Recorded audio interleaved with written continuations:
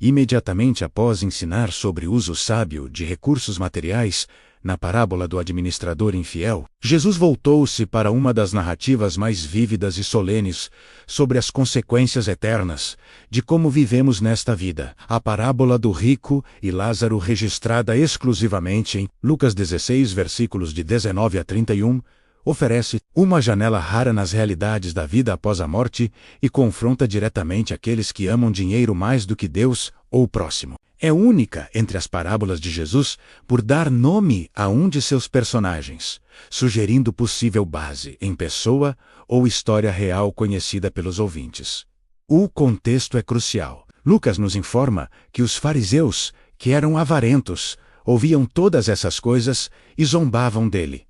Versículo 14. Em resposta à sua zombaria, Jesus ensinou sobre a permanência da lei, a indissolubilidade do casamento. E então contou esta parábola, que expôs a futilidade de amar riqueza, enquanto se negligencia o que realmente importa. Havia um homem rico que se vestia de púrpura e linho finíssimo, e que, todos os dias, se regalava esplendidamente. Jesus descreveu homem de riqueza extraordinária. Púrpura era tecido tingido com corante extraído de moluscos mediterrâneos, tão caro que era reservado para a realeza e elite extremamente rica. Linho finíssimo byssus era linho egípcio de qualidade superior, tecido tão delicado e valioso que era considerado luxo extremo. Todos os dias se regalava esplendidamente.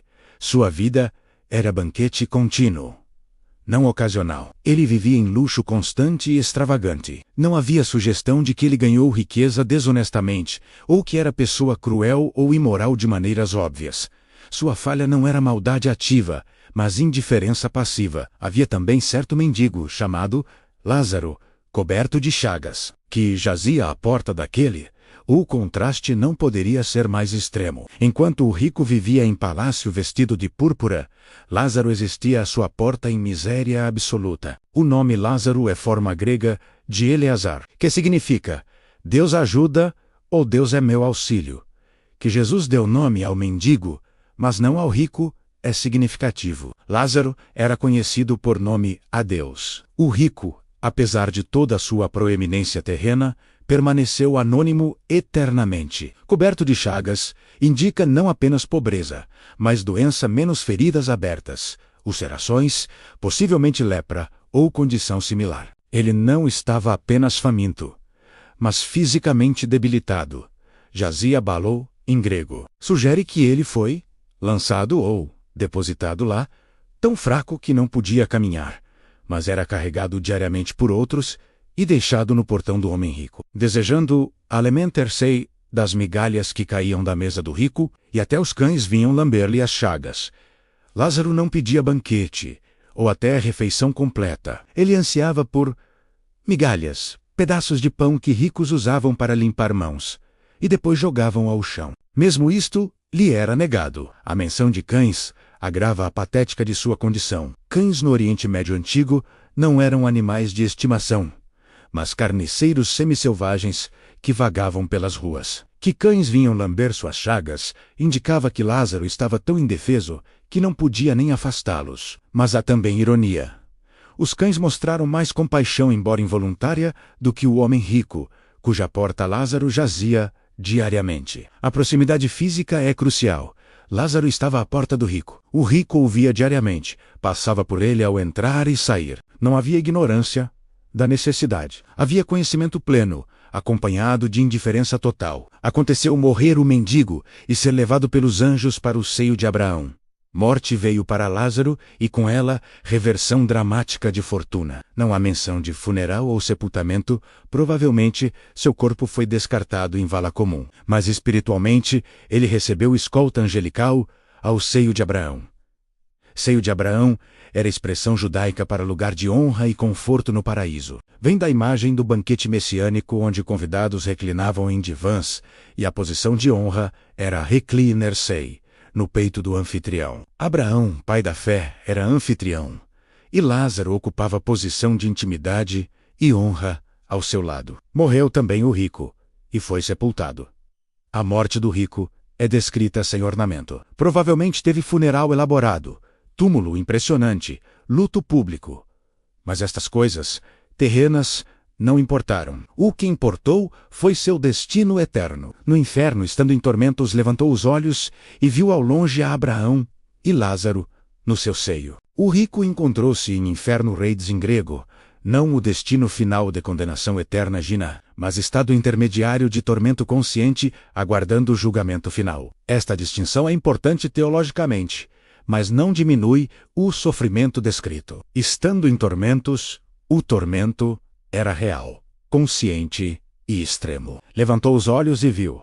Havia consciência plena, visão do estado dos justos, conhecimento do que foi perdido. Isto agrava o tormento, não apenas sofrimento presente, mas consciência de alegria que poderia ter sido sua. E clamando, disse: Pai Abraão, tem misericórdia de mim, e manda a Lázaro que molhe em água a ponta do dedo e me refresque a língua, porque estou atormentado nesta chama. O rico mantinha senso de identidade.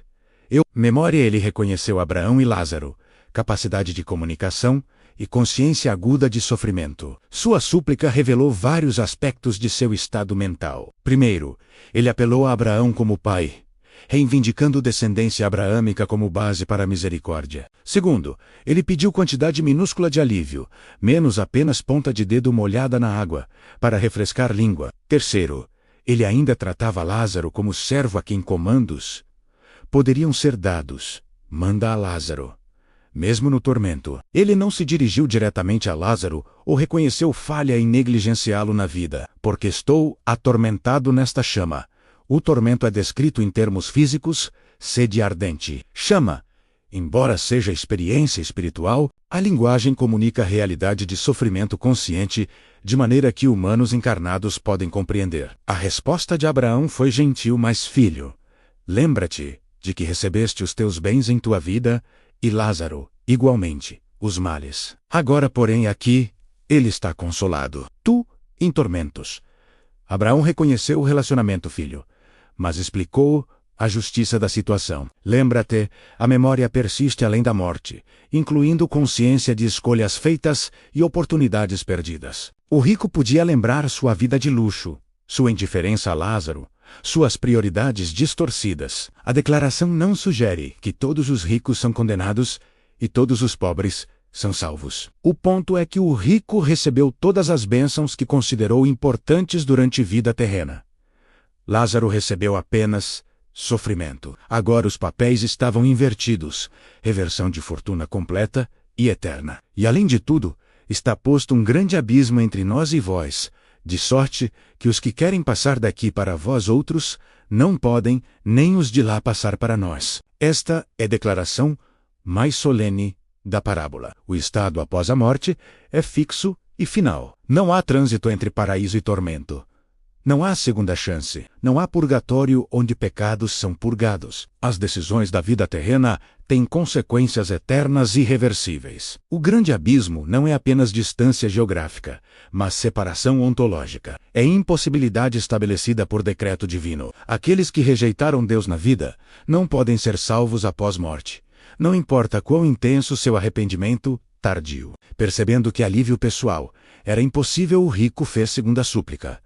Pai, eu te imploro, que o mandes à casa de meu pai, porque tenho 5 irmãos, para que lhes dê testemunho, a fim de não virem também para este lugar de tormento. Esta petição revelou mudança de preocupação, de si mesmo para outros, especificamente seus 5 irmãos, que presumivelmente viviam como ele havia vivido. Ele propôs que Lázaro fosse enviado como mensageiro sobrenatural dos mortos para divertir seus irmãos. Presumivelmente, testemunho de alguém literalmente voltado do além seria tão dramático e convincente que seus irmãos certamente se arrependeriam. Mas Abraão respondeu: eles têm Moisés e os profetas. Ouçam-nos, Moisés e os profetas era forma taquigráfica para as escrituras do Antigo Testamento. Toda a revelação de Deus disponível naquele tempo. Abraão afirmou que revelação escrita de Deus era suficiente para guiar pessoas à vida eterna.